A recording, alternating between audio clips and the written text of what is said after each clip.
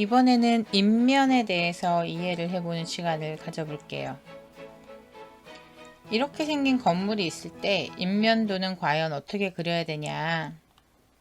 자, 인면도라고 하는 거는 건축물에 보이는 모든 것을 표현하는 그림이에요. 그림.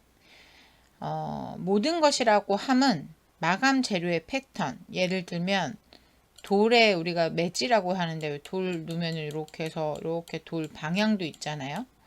그런 마감 재료의 패턴도 집어넣고요. 창문의 크기나 위치, 건축물에 달린 조형물까지 표현하는 거예요. 창문의 크기나 위치는 어디까지 표현해야 되냐? 예를 들면 창문이 있는데 창문이 그냥 미석이 창이 있어요. 그냥 미석이 창이 이렇게 있다고 치죠. 이렇게 생긴 미석이 창이 있을 수 있고, 어떤 창은 이 미석이 창, 똑같은 미석이 창인데, 예를 들면 막 펜션 같은데, 그런 데는 쫄 때까지 놓잖아요. 안에다가 이렇게 막 무늬를 집어넣는 창들 있잖아요. 이런 창들. 그러면 이런 무늬까지 다 표현을 해달라는 거예요. 그림이니까. 아주 친절하게. 보는 사람이, 아, 내 건물이 이렇게 생겼구나 알 수 있을 정도로. 그 다음에 건축물에 매달린 조형물, 예를 들면 몰딩도 마찬가지고, 겉에 무슨 우체통을 달았다. 그런 것도 다 그려주는 게 인면도예요.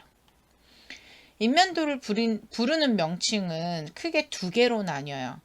정면도, 배면도, 좌측면도, 우측면도처럼 건축물의 주 출입구를 기준으로 부르는 경우가 있고요.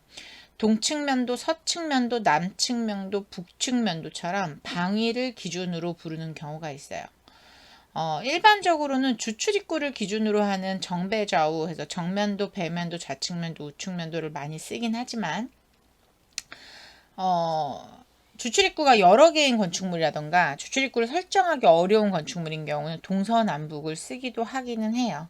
그래서 인면도를 부르는 명칭이 이렇게 있구나. 근데 예를 들면 동서남북으로 부르게 되면 어디가 동쪽인지 남쪽인지 알지 못하면 그 건물을 도면을 읽을 수가 없기 때문에 하지만 뭐 보통 도면에는 방위표를 표현을 해주기는 하는데 그 방위표를 꼭 보고 알아야 되기 때문에 일반적으로는 정면도를 기준으로 건축물의 주출입구를 기준으로 하는 정면도, 배면도, 좌측면도, 우측면도를 많이 쓰기는 하죠. 그러면 이렇게 된 건축물 중에서 정면도가 어디냐? 여기가 만약에 메인 출입구라고 가정했을 때 어차피 우리가 이렇게 들어갈 수 있는 구조니까 그러면 얘가 정면도예요. 그러면 얘가 정면도면 정면도의 우측에 있는 얘는 우측면도, 정면의 좌측에 있는 얘는 좌측면도, 정면의 뒤에 있는 이쪽을 배면도라고 부르는 거예요.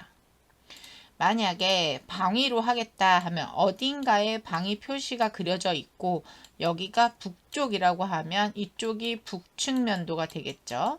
이쪽이 동측면도가 될 거고 이쪽이 서측면도, 이쪽이 남측면도가 되겠죠.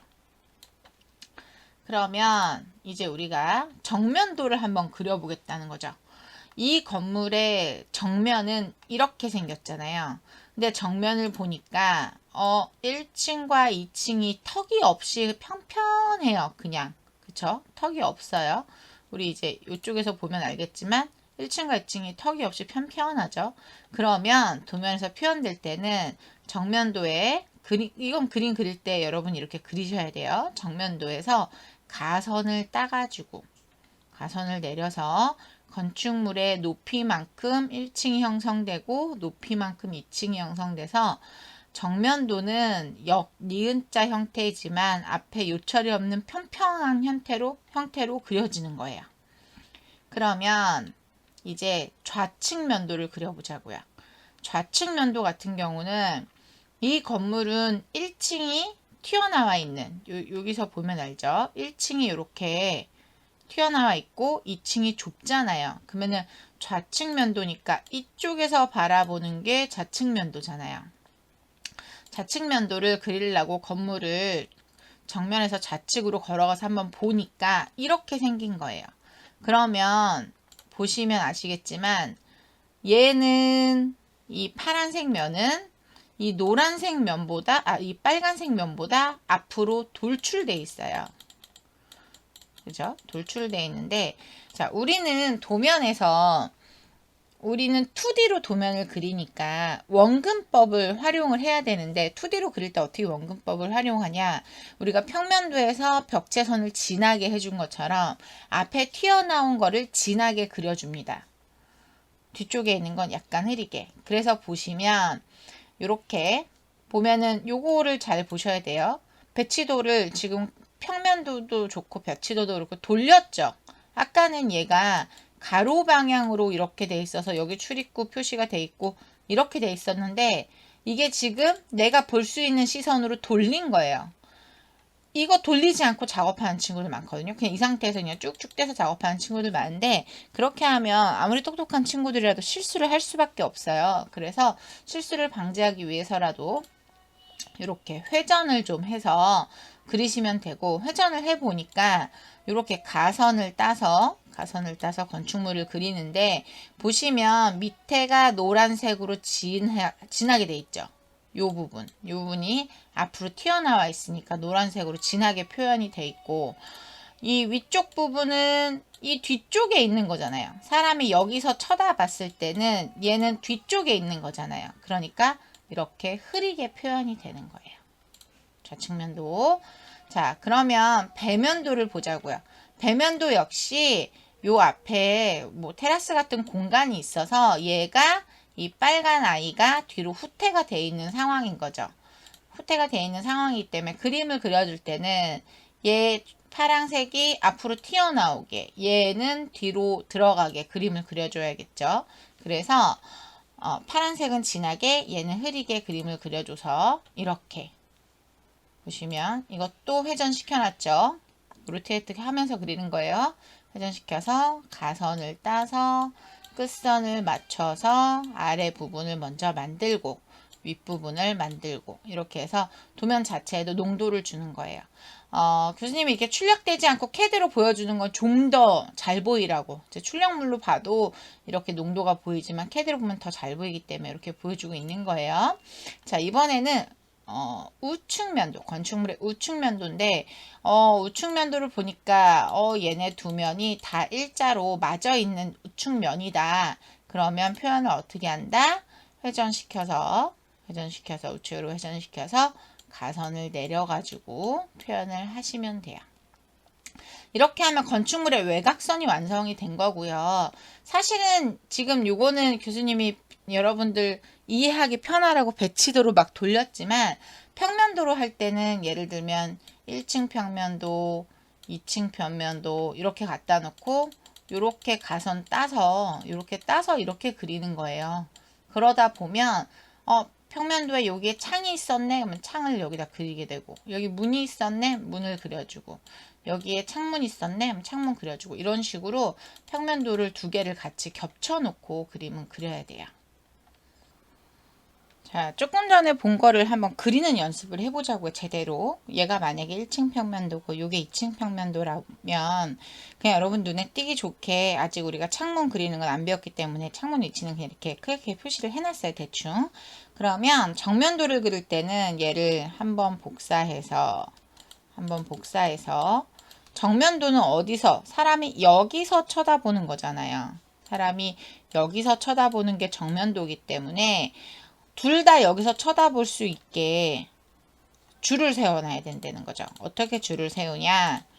얘를 중심선 같은 위치 있잖아요. 같은 위치 맞춰서 이렇게 줄을 세우세요. 그러면 1층과 2층이 나란히 줄이 서게 돼 있죠. 그러면 원래는 중심선도 다 따야 되지만 이번에 외곽선만 따서 한번 해볼게요. 외곽선을 가선을 이렇게 남기시는 거죠. 자, 가선이니까 일단 레이어 바꿔서 여러분들 보기 편하게 해놓을게요.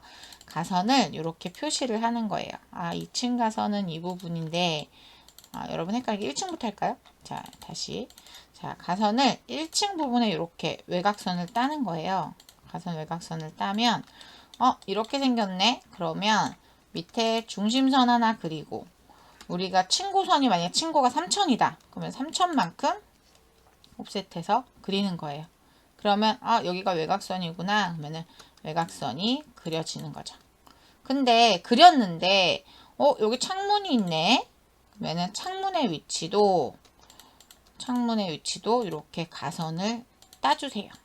그리고 여러분이 설계한 건물이니까 여러분이 잘 알겠죠? 어떻게 내 창문이 어떻게 생겼는지. 그러면은 창문 크기를 대충 뭐 우리가 창문 건축에서는 뭐든지 사이즈 창문이나 문 사이즈는 자단위로 한다 그랬잖아요. 그러면은 뭐 가로폭은 대충 했다고 해도 세로폭을 고정을 합시다. 900으로. 만약에 900을 했다. 그러면은 여기가 창문이 있었구나. 창문을 이렇게 표시를 해주게 되겠죠. 이렇게 창문은 윈도우 레이어를 써준다고 했어요. 이렇게. 근데 2층을 보니까 이제 1층의 창문 레이어는 좀 지울게요. 2층을 보니까 2층 외곽선은 밑에랑 맞구나. 그러면 2층의 이쪽 외곽선은 여기네. 그러면 이렇게 가선을 긋고 여기서도 옵셋 3000을 해주는데 자 이렇게 그림을 그려주면 되는데 뭔가 이상해. 뭐가 이상하냐? 한 면일 때는 같은 면일 때는 요 중간선이 나오지 않아요. 중간선이 나오면 안 되는 거예요. 그러면 얘를 이렇게 지워주면 2층까지 됐어요. 근데 2층에도 창문이 있었네. 자, 창문 위치 따서 창문 위치를 이렇게 따죠. 따서 여기다가 창문을 갖다 붙이면 되겠다. 자, 같은 위치로 이렇게 붙여 볼게요. 창문을 이렇게 붙이면 되는 거예요. 그리고 가선을 싹 지워버리면 정면도가 형성이 된 거예요. 그러면 좌측면도는 어떻게 하냐? 좌측면도까지만 볼 거예요. 배면이랑 우측면도는 똑같은 상황이니까. 자, 좌측면도는 사람이 여기서 보는 거잖아요. 사람이 여기서 보는 거니까 이렇게 돌려야겠네. 맞아요. 얘를 다시 복사해서 이렇게 돌리세요. 이렇게 돌렸죠.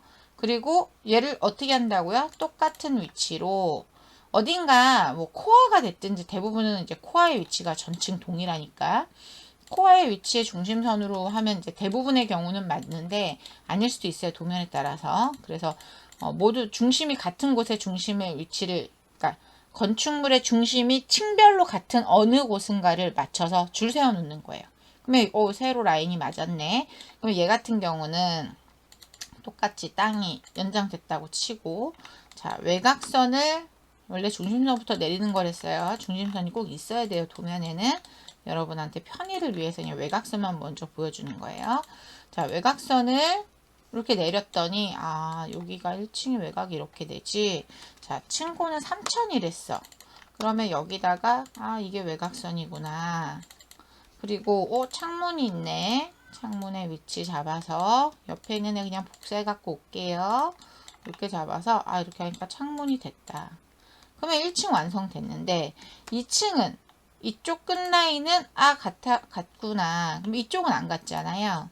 그럼 이쪽 해서 내려서 가선을 내린 다음에 라인으로 우리가 층고가 3000이면 3000만큼 올려서 이렇게 그리면 되는데 얘하고 차이점은 뭐예요?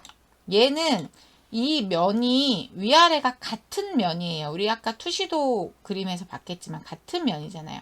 근데 얘는 이 면과 이 면은 같은 면이 아니에요. 그죠? 앞에 요렇게 요만큼의 테라스 같은 공간이 있단 말이에요. 그래서 같은 면이 아니기 때문에 여기서는 이 라인이 나오는 거예요. 근데 그래 일단은 창문까지 표시하고 얘기합시다. 자 창문까지 요렇게 표시를 했어요. 자, 창문까지 표시하고 옆에 그냥 복사해서 데리고 와서 이렇게 창문까지 표시를 했는데 근데 분명히 교수님이 원근법을 표현을 해줘야 된다 그랬는데 얘도 노란색 얘도 노란색이라 그러면 앞에 똑같이 면이 맞는 거라고 착각할 수 있겠구나. 맞아요. 그럼 얘를 색깔을 바꿔줘야겠죠. 뭐 하늘색으로 바꾸던 초록색으로 바꾸던 뒤로 바꿔줘야겠죠. 그리고 중간에 이렇게 선색이 흐린 게 나오면 출력할 때 흐린 색으로 나와요. 그래서 이 부분은 노란색이 나오도록 진한 선이 나오도록 해주면 되는 거예요. 그리고 지워버리면 돼요. 그러면 이렇게 해주면 여러분들 인면도 그릴 때 이제 어떻게 해야 된다는 건지 알겠죠? 이렇게 해서 돌려가면서 하시면 돼요. 돌려가면서. 배면은 면이 나눠져 있으니까 이 형식으로 그리는 거고, 우측면은 면이 같으니까 이 형식으로 그리는 거고. 이해할 수 있겠죠?